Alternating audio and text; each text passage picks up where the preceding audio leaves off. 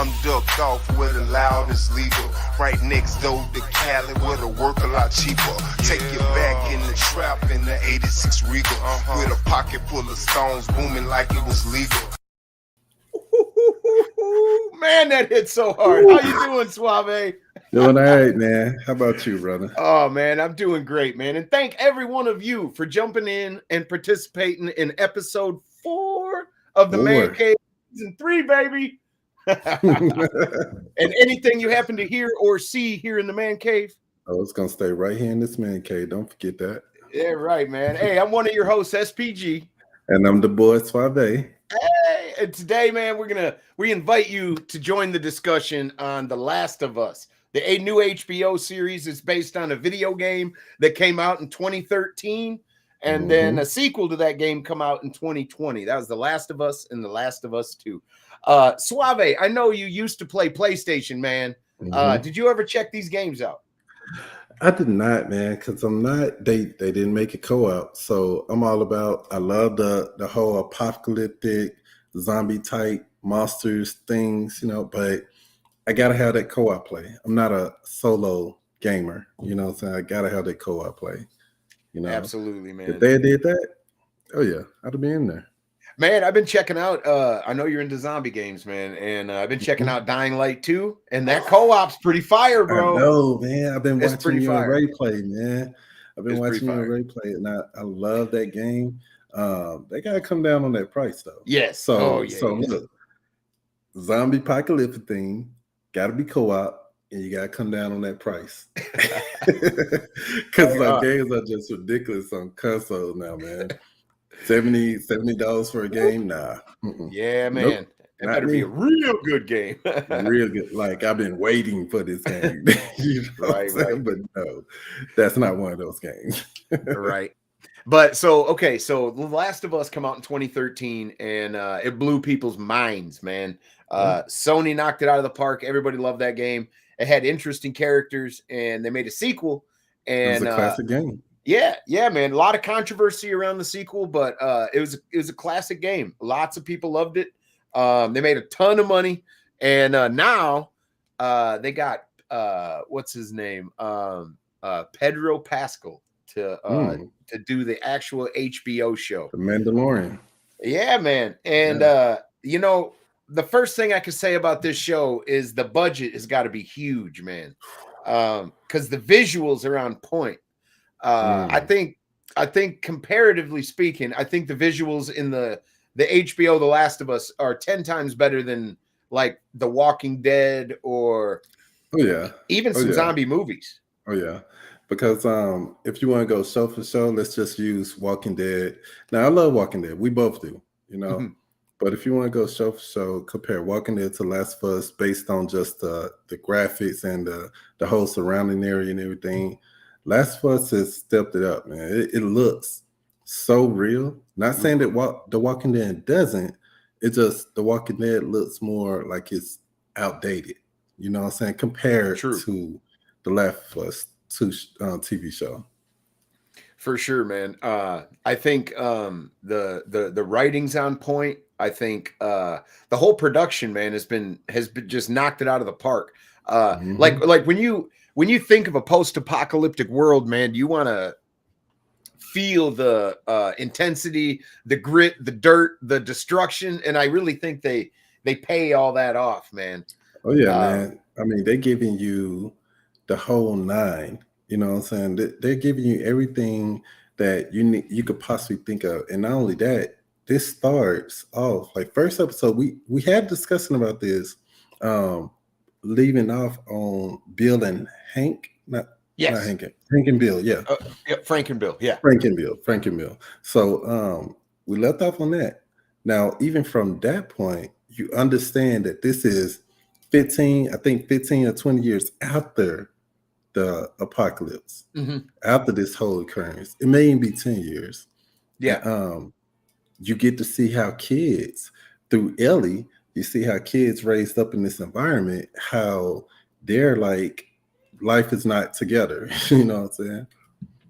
What do you think about that, though? because she's like experienced. She didn't even see an airplane before. I know. Okay, so the children that were born in that world don't like. She starts talking about Mortal Kombat 2 or something like the arcade game, and she's like, "I had a friend who played all of it." Like she'd never experienced it for herself. She's never even seen it. She don't even know what a video game is. No, no. All she knew about planes is that they were in the sky. Like, like I don't know, man. Perceiving something and actually understanding is like two different things. And she can perceive the world around her, but she doesn't quite understand the way things actually used to be.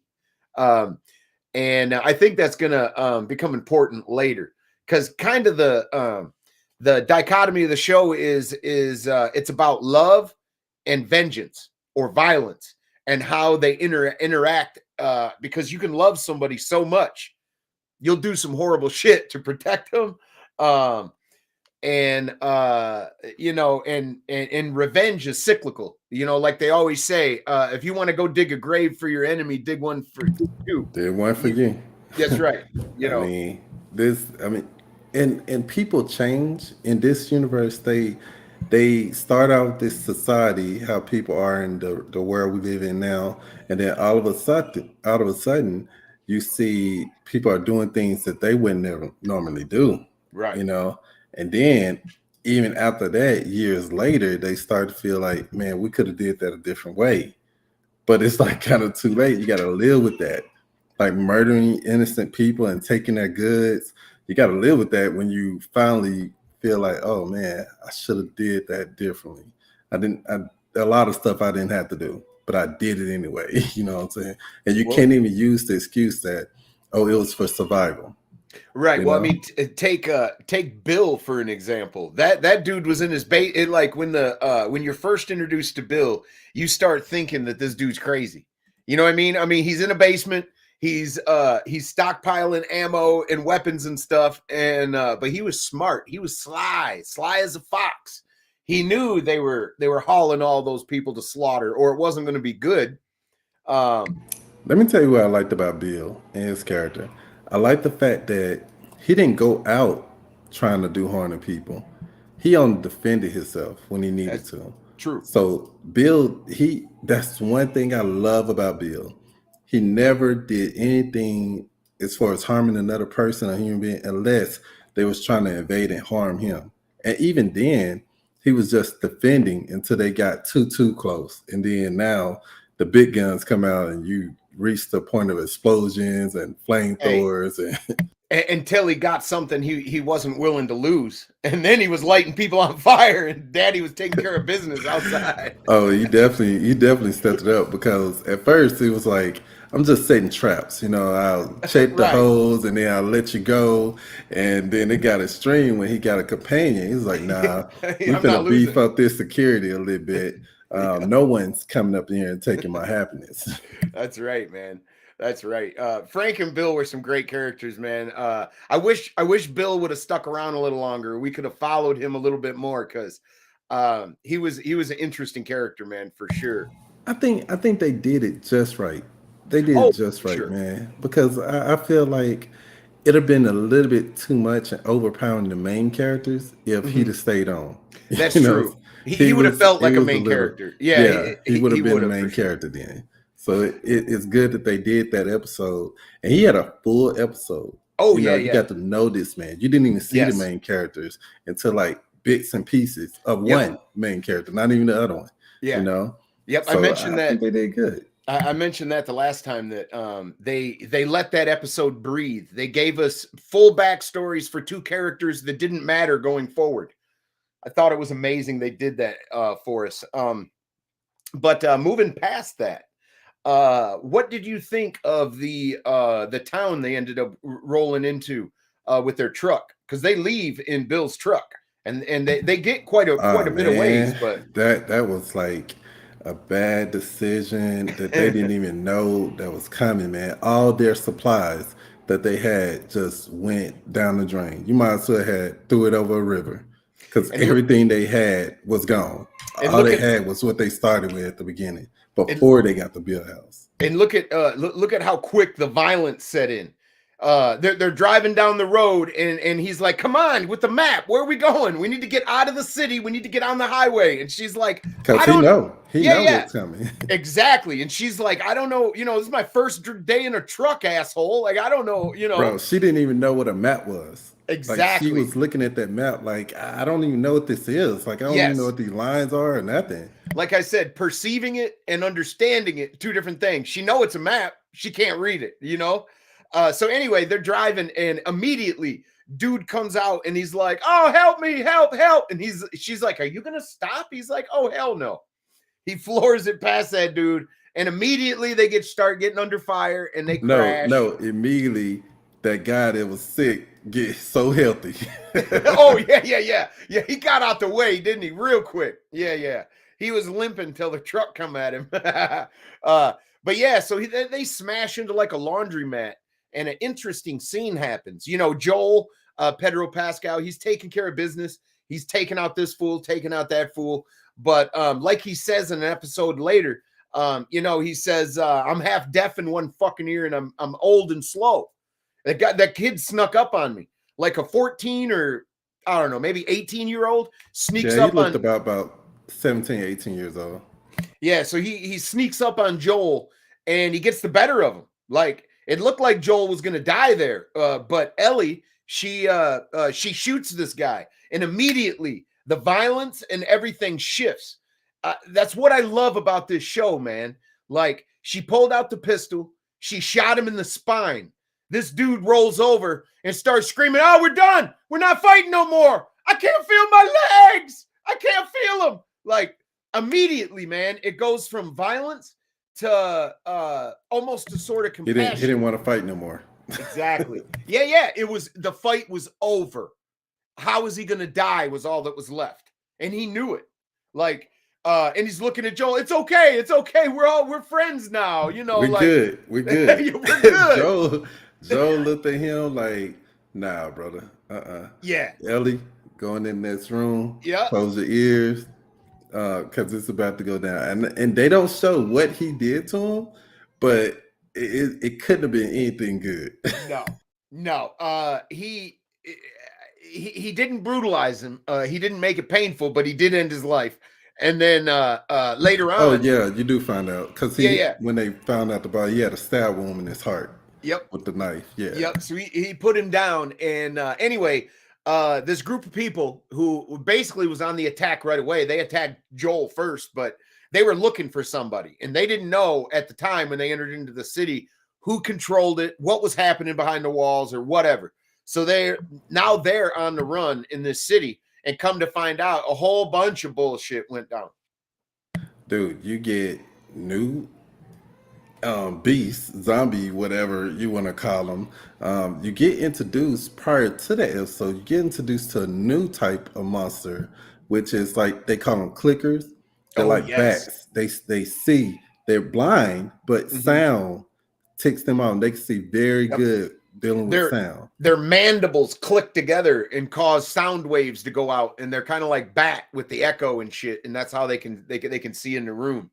And they're pretty devastating opponents, man. They're fast, and you gotta really know what you're doing to put one down. Matter of fact, that's how you get a new monster, even new one, with the episode we're discussing now. That's how Tess ended up getting it. Is from one of them damn clickers. So they're rolling around in this town, and they're searching for people that's not them. You come to find out that the city, they had the Federals that were in control of the city, and they brutalized the people. They kept them safe, but they weren't good people. And you had people within the walls that would narc on other people to get favors and benefits from the Federals who were in charge. And this one guy ended up turning in the main what do you call leader it? of the resistance. The resistance. Yeah. The leader of the resistance. He traded him for medicine for his brother to keep him alive. He had leukemia or something that could be. Yeah, he had leukemia. He was a young kid, about like 8 years old, with leukemia. So he was definitely gonna die eventually. He wasn't gonna grow up to be 15, 18 years old. Definitely not. Yeah, so this kid was sick. His brother helped him by turning this guy in. But what ended up happening within 3 or 4 days before Joel ended up coming into the city is that there was a revolt. Once they killed the leader of the resistance, his sister ended up overthrowing the Federals. They all had enough. He became a martyr. Like they overthrew the city and they took over. And the only thing that this chick wanted was revenge on the guy that narked on her brother, turned him in. So they started a blood hunt for this guy and his brother. And they don't find him until our group finds him. And go ahead. So he sneak up on him. He know the town well. He sneak up on Joel and Ellie, and they're like they thinking that they're away from everybody. They up in this high skyscraper, above the ground, and no one can see them or even think to look. I mean, the stairs are so high. They was like on the 36th floor. Yeah. So the stair was so high, you'll get bored of just looking at all the floors. So they knew that they could sleep peacefully. But Henry and his brother finds them, and they're at gunpoint when Joel wake up. They're at gunpoint, and because he's half deaf in that ear. He's half deaf. Yeah, he did set a trap that would alert him. So he put some glass down. He poured water over the glass. So if his hearing was good, it probably would have woke him up. But you're supposed to sleep on the bad ear. That's what you're supposed to do. And the dichotomy between Joel and Ellie is very, very interesting, man. They're both gonna do devastating things to keep each other safe. Now you got to understand this though. For whoever's seen this story, you got to understand that Joel's lost his daughter at the beginning, very first episode, and his daughter was around Ellie's age. So he's not thinking of a father-daughter relationship with Ellie. He's more like, hey, this is business. This is all business. But he gradually starts seeing her as a human being, someone that he cares about. More like a partner, not a daughter, because he's not there yet, but more like a partner. Yes, and you can see the growth of their relationship between episodes and stuff, because it's not like each episode is one day or it's picking up right where it left off. Like there's literally points where a whole week has transpired we didn't get to see, or 2 weeks, or a month, or 2 months. Matter of fact, in the last episode, I think it said 2 months later, or 3 months or something. Hold on, we're not gonna get there. No, we're not jumping ahead. So they're at gunpoint. They talk their way out. It could have went real bad for all of them, but it didn't. They find out that these guys that they were at gunpoint by didn't even have ammo. Their guns are worthless. Like they were playing a dangerous game. Can you imagine if Joel had his pistol on his side? They'd have been dead, bro. Pow! It would have been over. Joel would have went into beast mode. You're muted. Dude, Joe would have killed both of them and probably regret it later, but all the stuff that he's done in his past, he'll get over it.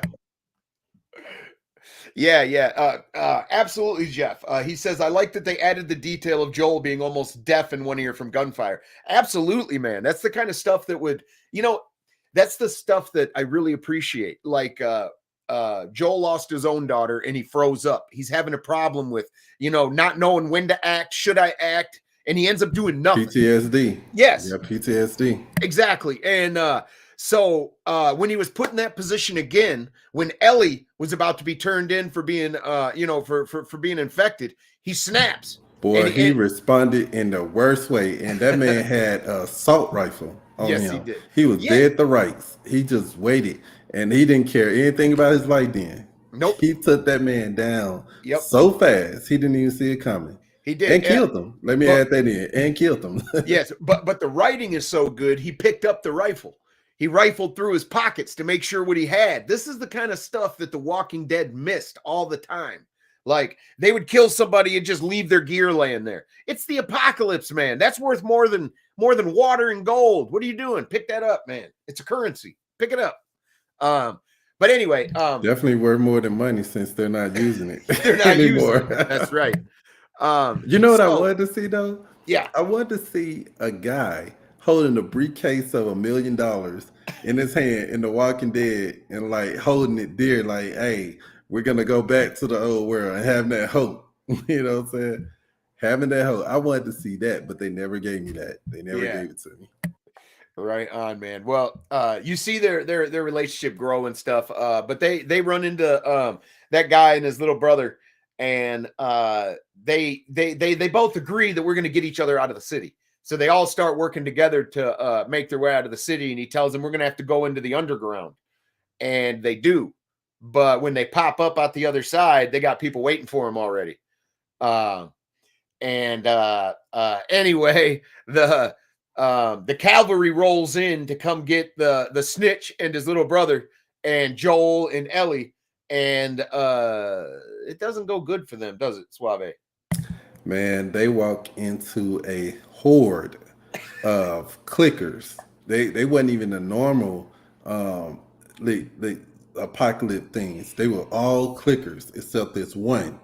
There's one, and this one you get to see a new monster. He's very tree-like. He kind of looked like Groot. Yeah. Actually. Is it? But he's Was it more the? muscular, and he just come in and destroy. He's like coming in ripping off heads and stuff. Yes, He he's a literally brute. ripped off a dude's head. Yeah. They're like brutes, man. So okay, so they pull up with these with these big trucks, and one of the trucks goes down in the ground and it creates a sinkhole, and all these bloater, okay, is the big boy. So this truck comes down and they all pop up out of the ground like ants, man. And they start taking them all out, and you can start to see how the military failed. You know what I mean? Like what it was like when the front lines were going down. Before all the stuff went to hell. Absolutely, and how quick it probably did. Anyway, the main person in charge, she gets killed by a little kid clicker that comes up out of the ground, and I thought that was amazing. And everyone gets away. It's like incredible, man. Like everything's good. Happily ever after. We finna move forward, right? Yeah, we yeah. beat this. What happens, Suave? What happens, bro? Man, the worst. So in between all this, before all the army of clickers come, Ellie and the younger kid, the younger brother, gets real close. Ellie is starting to feel like I finally got a friend that I can relate to, and we can have a good time. And she get in kid mode extremely. I mean, they're playing all kind of games. Yep. They're making up games. She didn't seem like a psycho, did she? No, she started to seem kid mode, man. Yes. So she was happy. The younger brother would also feel the same way because there was no kids. Like in this world, it was hard to find kids still alive. Yes. It was mostly nothing but adults. So to have this kid right here alive, and then he has leukemia, it's like, man, dang, what else can happen? Yeah. Well, tragic. The worst happened. So in the battle of the whole army of clickers versus the small army, the young kid gets bit on the leg, and he shows it to Ellie.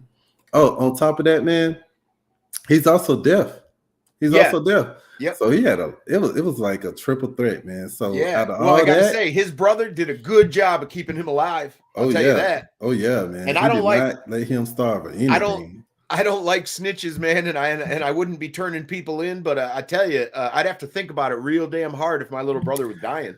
Yeah, man. I mean, it's a rough. They did good with the writing. They did. I think that if anything, I would try to escape. Yes. Me and him spending the last days that he have. I wouldn't turn anyone in just to get medicine that I know that it's only buying a little time. You know what I'm saying? Yeah. So I would just escape with my brother and live out, we spending time together, with the few days or months that he may have, or even a year, who knows with cancer.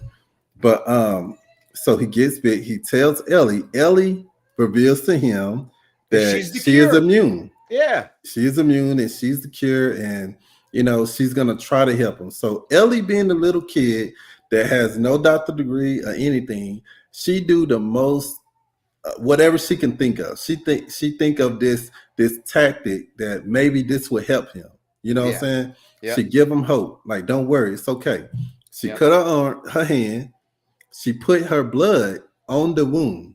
Yep, Now, smeared her blood in the wound. Yep. exactly. So adults, we know that's not going to work. You need a whole you need blood a transfusion. Yeah, you need a transfusion. Yeah. For anything to help like that. So, I mean, get bit by a poisonous snake and try to put some antivenom and just sprinkle it on there and see what happens. Yeah. You know what I'm saying? So, they go to sleep. And no. She promised I won't go to sleep. Him. I'm gonna stay up with you. Him. Yep. And it was heartbreaking, bro. It was heartbreaking. Man. Because I'm gonna be honest with you, man. When she woke up, because she dozed off a little bit, she woke up. It was morning time. The sunlight is coming in. The little boy has his back turned to her, and he's looking out the window. Well, so we think. And she is also looking to see if it worked. Well, she see him up.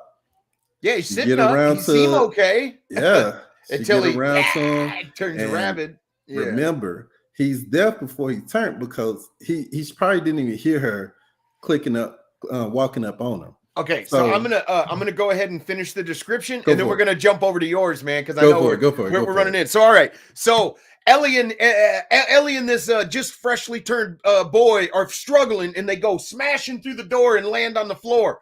And Ellie's holding this boy up off of her as he's trying to get her. And the young man pulls a pistol out on Joe, and he's like, Joel, and he's like, "Hey, hold up!" And then he points it at her, and he puts it past it. Hey! And then he shoots his little brother. And then he looks back at Joel, and he's like, "What did I do? What did I just do?" And he's like, "Hey, it's gonna be okay." And he puts the gun to his head, and he ends himself. Like, that's how tragic.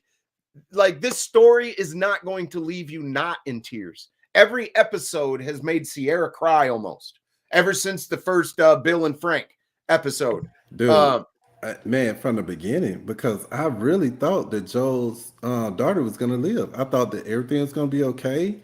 And man, I cannot believe that she got shot. You know what I'm saying? And it was crazy, man. Well, it's the best way to subvert your expectations. You expect her to live, but no. She dies, and then Joel has to get close to another young woman that he doesn't even want to. He rejects out of hand. It's just really good writing, real good emotional beats. But everybody, what we did last week is we ran out of time and schedules and conflicts, and we couldn't get Suave's episode of the Man Cave done. So what we did this week is today I'm doing my episode, which we're about to end right now, and we're going to jump right over to Suave's, and we're going to continue the discussion. Anything you want to put in, man? So meet us over at the YouTube channel, The Climax. It's about to start in a few minutes. It's THE and then space Climax with a K, KLIMAX. And we'll see you there, man. Absolutely, man. And we'll pick up this discussion. And thank you for tuning in to episode 4 of the Man Cave. Woo! We'll see you over at the Climax channel. Peace.